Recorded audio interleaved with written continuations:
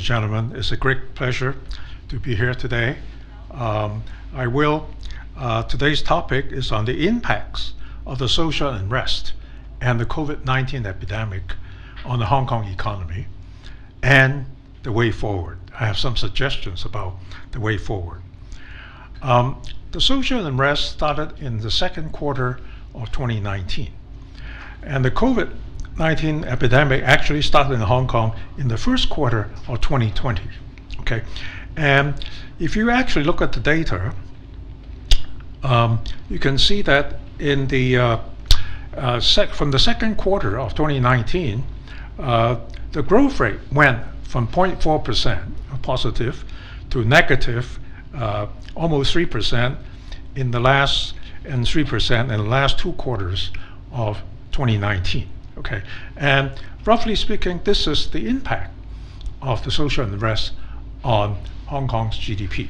And then you can see that beginning in 2020, our first COVID case actually was found on the 22nd of January 2020. Okay, and you can see that the first quarter and the second quarter of GDP went down by 9.1% and 9% respectively. So you can see this actually quite clearly. The Hong Kong government's latest economic outlook actually projects real GDP to contract by between 6 and 8% in 2020 as a whole. Okay, my own personal projection is that it will be closer to a contraction of 8% than 6% for the year as a whole. Okay. Hong Kong actually has already had 3 rounds of anti-epidemic cash relief. Okay, but I want to point out that while the cash relief is actually very important, okay, because it actually managed to shore up consumption and reduce unemployment to a certain extent, but these are not sustainable. They are one-off. Okay, so the question is that what can Hong Kong do as a follow-up to the cash relief?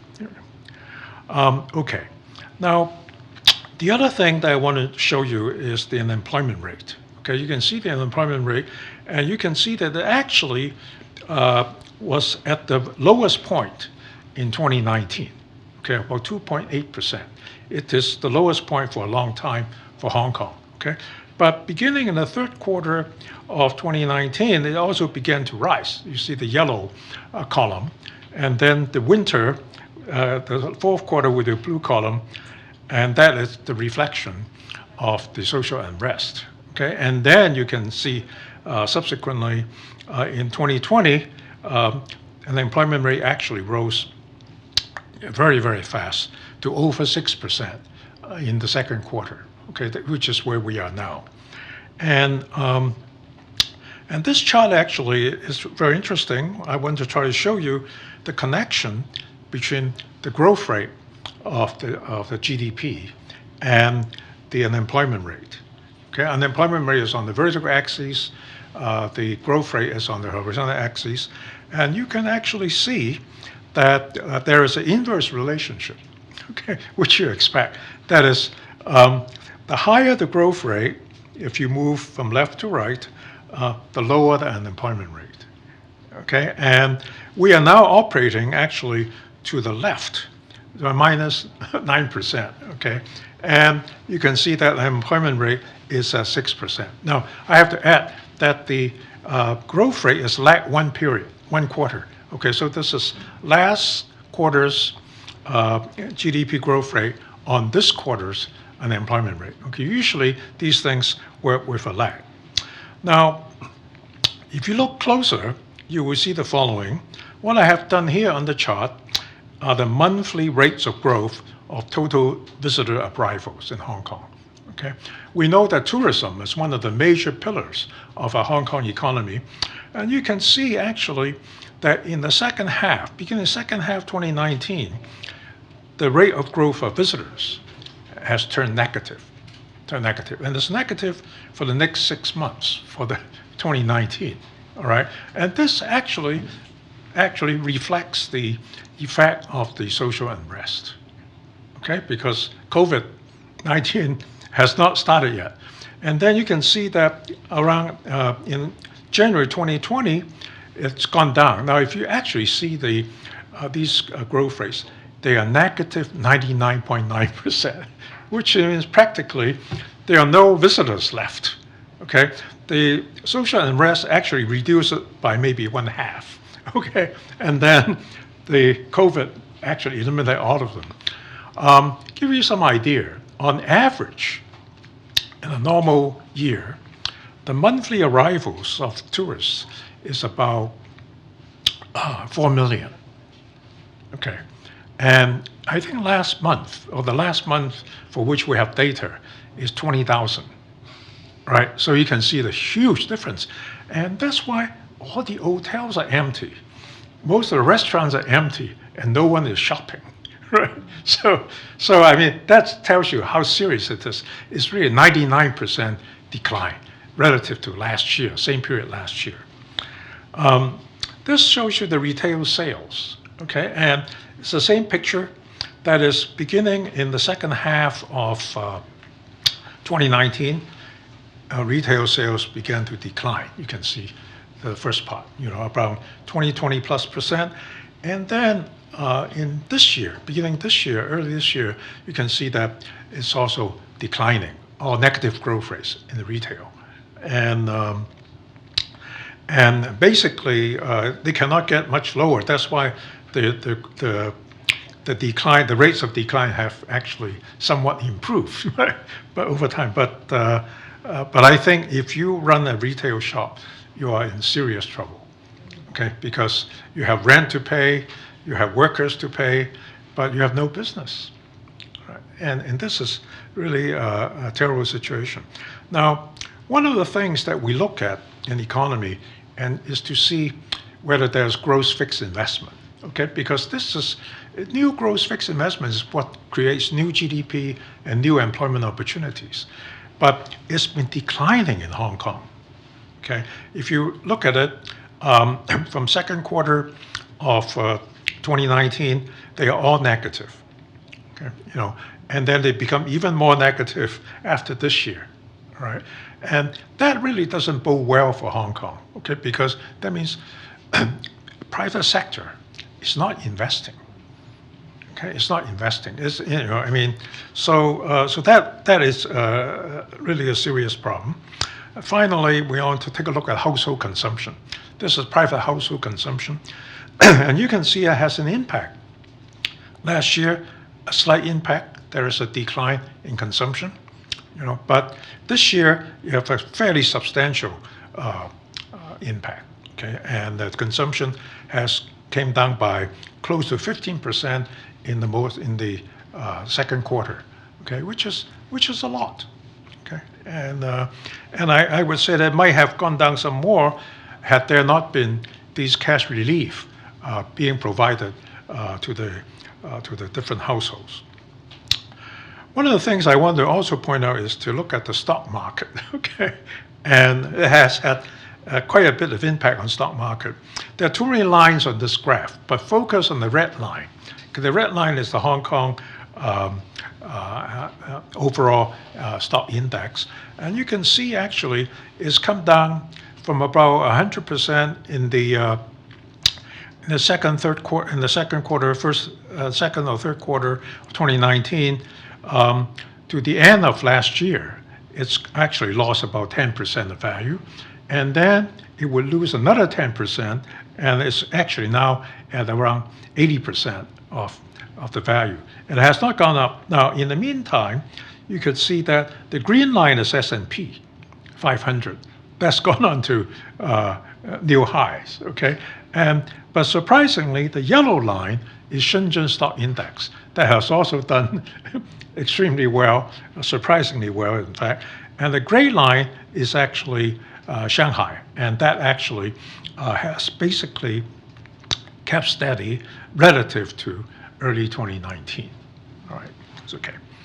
Now, what we can do to estimate the impacts of social unrest and COVID-19 is actually using a very simple methodology.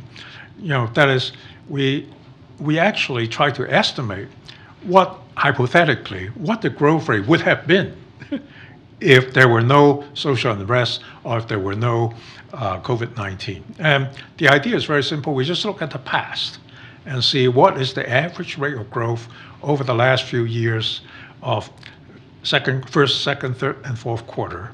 Okay, and then we use the hypotheticals and then we subtract the actual to derive the impact. Okay.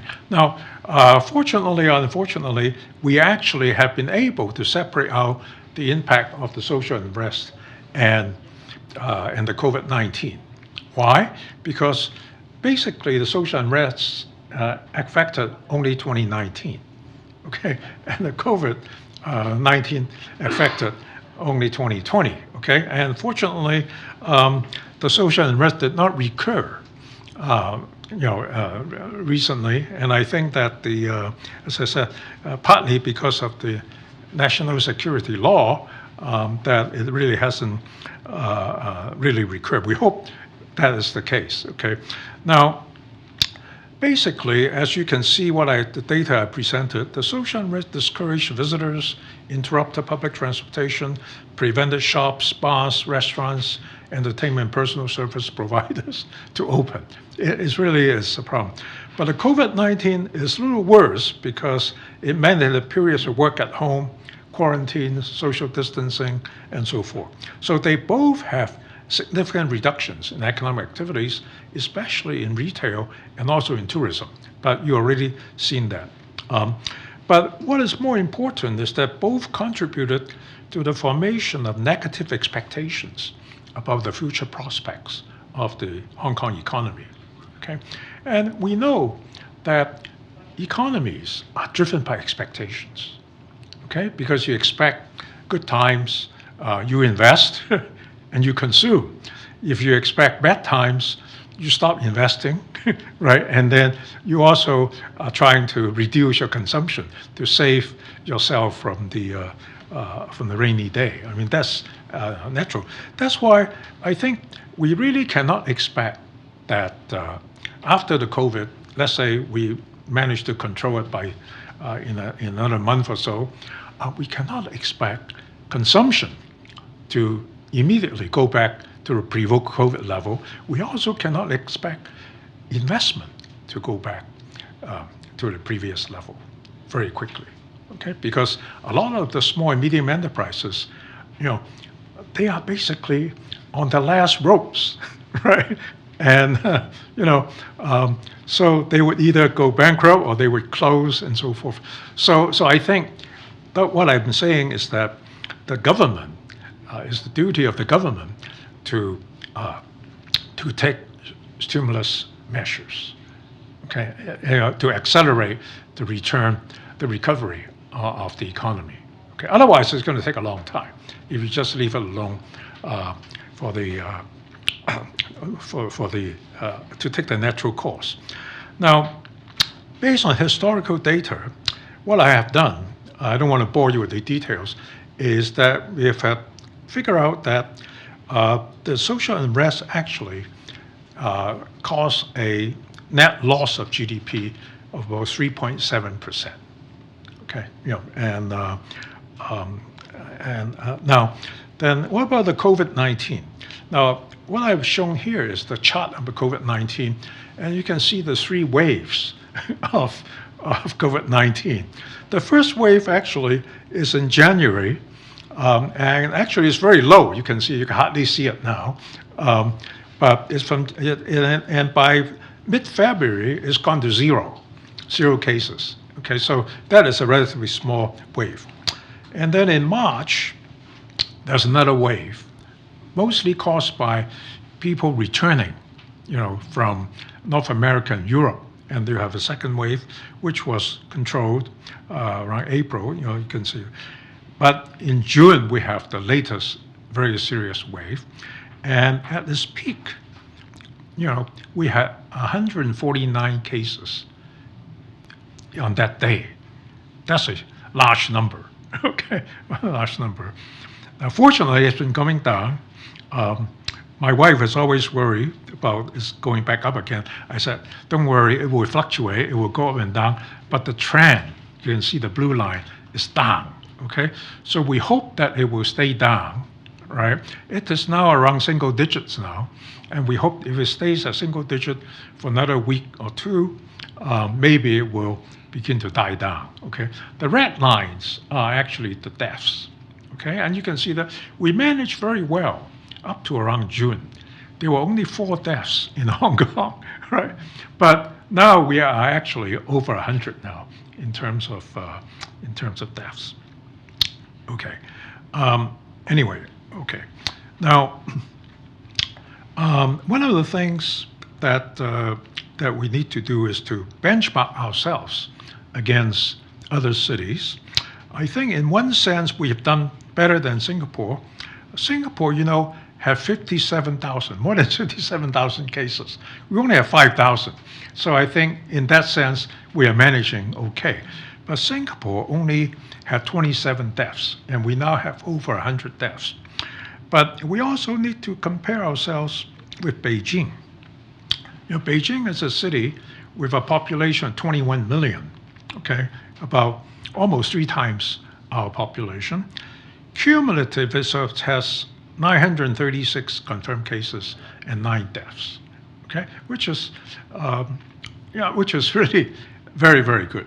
And I actually want to say that the reason the mainland has been so successful, the major reason was the decision to blockade Wuhan and Hubei. If you look back, that is actually a very bold decision. You blockade it on Chinese New Year's Eve, right? I'm sure most people are very upset that it's a time for them to go home and you blockade it. But that really made the difference between what's happening in the U.S. today and what's happening in the mainland today. Okay, the mainland outside of Hubei, total cases is about 16,000 cases. Total deaths is 122. Right? It's really amazing because if you didn't have the blockade, you let these people travel for another 2 weeks, I think the whole of China will be infected. And it would actually, if you look at what's happening in the US, what's happening in Europe, that's what would have happened. All right, so I think that actually was very successful. And the success really came from rapid testing and contact tracing, right, and isolation. Because the key, I think, to controlling COVID is early detection and early isolation so that people have no time. They don't have opportunity to infect somebody else because it's really the secondary infection, secondary transmission that you want to limit. And that's what Hong Kong should be working at, right? It's really rapid testing, rapid identification, and then isolation and contact tracing. You want to prevent people from infecting other people, right? And in fact, I actually today, every day, I always wear a mask, both to, not just to protect myself, but also protect others, because I have no idea whether I'm infected or not, right? Because gestation period could be as long as 28 days. So we are really not just protecting myself, I'm also protecting everybody else. I think if everyone does it, it would basically cut secondary transmission down to very low levels. And that's the key to controlling. And that's really why it's recurring in Europe and in the United States. Right? Now, this is a chart showing that the social unrest caused a loss of GDP of 3.7%. And if we use the same calculation method, then we can say that for the first half of 2020, the loss of GDP is 6.4%. Now, how do I get 6.4%? If you think about it, it is really that assuming that Hong Kong would have grown somewhere between 3 and 4% if there were no COVID, right? So you don't have that. And in addition, you have the negative growth, right? Which annualized would be, you have annualized would be about 4.5%. You add them together, this would give you something like 6.5%. 11.4% was predicated on the assumption that the third quarter, our economy will contract by approximately 9%. Okay, and then hopefully in the fourth quarter we'll do a little bit better, and it will contract by about 5%. All right, so the total 11%. But I'm actually confident that if we can actually control the COVID-19 and there's no recurrence of social unrest, that we will be in positive growth for the first quarter of next year. Okay, so I think that's what we're now. But let me emphasize the need for additional economic stimuli. Okay, because we cannot rely on the private sector to increase investment or the private sector to increase consumption in a significant enough way. So you need to have additional. And the other thing to remember, though, is that Hong Kong, because of the linked exchange rate system, we don't have an independent monetary policy. Right? Our interest rate basically follows the U.S. interest rate, set by the Federal Reserve Board. Okay, so we have no monetary. So the only thing we can do is to take concrete fiscal measures. All right, and I think we already did with the cash relief payments. We have 3 waves, but I think that cannot last forever. It's not sustainable. So now is the time to consider public investment or public expenditure, and so that is basically to change the expectation. You need to change expectations so people have a good feeling about the future, so they will invest and they will consume, and that is actually very, very important, is to turn the expectations around. Now, a couple of things that we need to do is to know a little bit about the background of the other economies. One of the things is that this year is terrible for the rest of the world. Okay, and almost everybody, all the major organizations forecast a decline of between 5 and 6%. Okay, for the global GDP. Although next year, the outlook is that for the world will grow, GDP will go between 4 and 5%, which is really quite positive. All right. But like I said, tourism is unlikely to return quickly to pre-COVID levels. The mainland actually also suffered. First quarter is contracted 6.8% year over year, but second quarter has turned positive, 3.2%. Now, my own prediction is that for the rest of this year, it would grow around 3.4%, which is a little on the optimistic side. But I think 3 is doable. 3% or so is doable. And then next year, it would probably do about 8%. Okay, now 8% sounds very optimistic, but my prediction is not the highest. There are lots of people with higher projections. But I think it's reasonable so that I think that if you think about it, that is really what we should take advantage of, is actually that China, the mainland anyway, will be recovering relatively quickly. One of the things that we need to understand, though, is that the Chinese dependence on exports has really declined. Okay, and that actually has an impact on our role, Hong Kong's role as a bridge, as a conduit, as a gateway to China. Let me show you a few charts. This shows you Chinese exports and imports of goods as a percent of Chinese GDP. You can see that it reached a peak sometime in 2006, 2007, okay, around 35%. It's come down to now about 18%.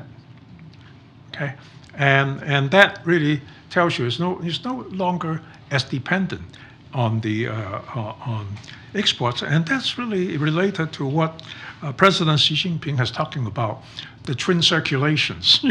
That the domestic circulation is the principal one. Okay, because the dependence on exports has declined. This actually is a very interesting picture. It shows the percentage of foreign direct investment as a percent of gross domestic investment in China. Okay, the peak was around in the early 90s. In the early 90s, and it is actually, if you think about it, it's about almost 15%, early 90s, but it's now actually down to around 3%. Okay, and it's actually not important anymore. Okay, I mean compared to the early days. This is inbound and outbound investment. You can see that the total inbound is quite steady, but the total outbound actually rose in around 2016, but it's now beginning to come down. Okay, because it's not being hospitable in the U.S. and Europe, so that's beginning to come down. So foreign investment is not that important. This is re-exports through Hong Kong. It reached a peak on exports on 70% in the early 90s. Okay, now it's down to 10%. That is, over time, the mainland has developed its own ports, and you're no longer reliant on Hong Kong ports, and so forth. And the same has to do with transshipment of imports. You can see that they have both declined quite a bit. This chart is about Hong Kong, and you can see that the green line is actually most interesting. This is exports to the world percent of GDP. The green line actually is the share of exports, domestic exports. These are goods manufactured in Hong Kong, okay, as a percent. And you can see that it's actually gone down almost to zero.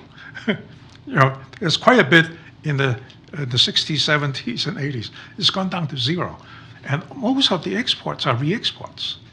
Okay. This is export to U.S. It's the same story. Okay, and so we really need to take these as given. Okay, that some of these things are not going to come back. All right. Now, I don't want to waste time here, but I just want to show you this chart. It's my projection that around 2030, 10 years from now, Chinese GDP is going to catch up with US GDP. But it's been extraordinarily fast. And I would give you a couple milestones.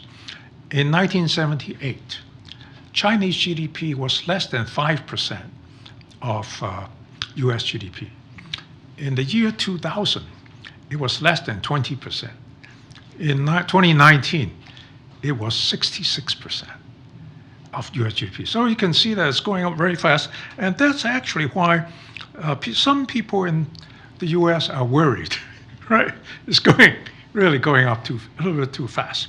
Now, some of you might be worried about the impact of the Chinese-US strategic competition. I just want to cover a couple points very quickly. In 2014, public offerings of Chinese stocks, roughly speaking, 43% US, 29% Hong Kong, and 28% A shares. But in 2019, it is already down to 7% US, 12% Hong Kong, and 81% China. So that the delisting, potential delisting of Chinese stock in the US is not going to have a major impact. And if you look at market cap, in 2019, it's about 8.7% US, 20.9% Hong Kong, and 70% in China. Okay, so now, but the delisting per se actually can be helpful to Hong Kong because many of the delisted shares might come back to be listed in Hong Kong. We have recently seen NetEase and JD.com and Yum China and so forth. So I think that paradoxically is actually going to be good for Hong Kong. Okay, now on clearing a settlement, you see the whole world actually basically has been relying on the SWIFT, Society for Worldwide Interbank Financial Telecommunication Network, for the transfer of funds cross-country. Then there is actually could be a potential problem that people worry about because if the U.S., say, Hong Kong enterprises if they're under sanction, they can't use SWIFT. That would actually be a huge problem for many enterprises. Now, what I want to show you now is that a lot of the Chinese enterprises are now clearing their international transactions with the renminbi. Okay, this actually shows you the following. That is, it reached a peak in around 2015, but actually it's come down. It's now coming back up again, and now almost 40% of Chinese transactions, international transactions, are now clear through renminbi. Okay, so it can only rise. And the other thing I want to show you here is this. The blue line, the blue columns, basically would be the share of world settlement in that currency. So the top currency in the US dollar, close to 40% of world transactions are settled in US dollars. And the second one is the euro. And China is number 5, is the 5th. Okay? But the red column is the share of world trade. And you can see that the US dollar is used in the settlement of many world, much greater percentage than world trade. And China is the opposite. Even though China has the same share of world trade as the US, only less than 2% of China's international transactions are settled in renminbi. Okay? So that actually tells you there's a great deal of room to increase the use of the renminbi. And if you look at Japan, which is right ahead of China, Japan is about 3.7% of world trade, and about 3.7% of its world transactions are settled in yen. So if you set that as a yardstick, okay, and that shows you there's a great deal of things to be that can use the renminbi. Now, what about the way forward? I want to propose a few areas for public investment. First of all, it is the retrofitting of all public buildings to make them energy efficient. Okay, this is basically something that would pay for itself. Secondly, building more hospitals with up-to-date surgical and intensive care facilities. Okay, and I think we need to be prepared for the next epidemic. Okay, it will come. All right. Okay, there will be. So we need to be prepared. So that's also an investment. The third is stepping up maintenance and major repair of public rental housing, and this is something that Stephen and I talk about. And I think if we are going to sell them to the tenants, we need to make sure that they are they have restored to good working condition. I mean, otherwise, it's unconscionable to sell these flats to these people. Fourthly, I think repair and restoration of the antiquated underground sewage system. Fifth is promotion of use of the internet. The internet has actually become indispensable, even for low-income housing. And I think the government should take the lead to providing all public housing estates with free, I would prefer free, but affordable Wi-Fi. Okay, because it's okay, because it's not taking any business away from the private providers, because these people are not they are not subscribers anyway. And we really should make it available, because schooling is now at home, and a lot of people work from home. Lastly is the digitalization of all government documents, birth, death, marriage, divorce records, property deeds. They should all be digitalized so that you can easily do it. And now is the time to do it, right? And now the important thing is that this can be done with minimum, lots of labor, but it has minimum import requirements. It can be done right away. You need public investment, public expenditures that you can activate right away, because you don't want to wait. I mean, I support the reclamation, and I support all sorts of things, the third runway, but they will take time. They will not create enough local employment to make a difference. You want to do things that will create local employment quickly and with very little import requirements. Okay, now, the other thing I want to say, I notice I still have 4 minutes. Okay, is the following. That is, Hong Kong really needs to develop a bond market. if Hong Kong really wants to become an international financial center, okay, now you have to ask yourself, what do London, New York and London have that we don't have? All right? And it is a bond market, active bond market. We need a bond market that is deep, that is liquid, that has all maturities, right? And that is what we need, because that is really how people, investors, investment managers, asset managers, they want to deal in both fixed income and equity. And in Hong Kong, there's nothing. Fixed income is a blank, right? And I think that's what Hong Kong should do. And I think I have a proposal, and that is we should try to get the Hong Kong Mortgage Corporation to provide long-term fixed rate mortgages. Because if you can provide 35-year mortgages at a fixed rate, that eliminates the interest rate risk for the borrower, but it also reduces the monthly payments. The monthly payments will be much, much lower. It will be affordable to all. Now, there are a couple other things that I don't have time to talk about, and that is to become the premier offshore renminbi center. We already heard there's a lot of room for that.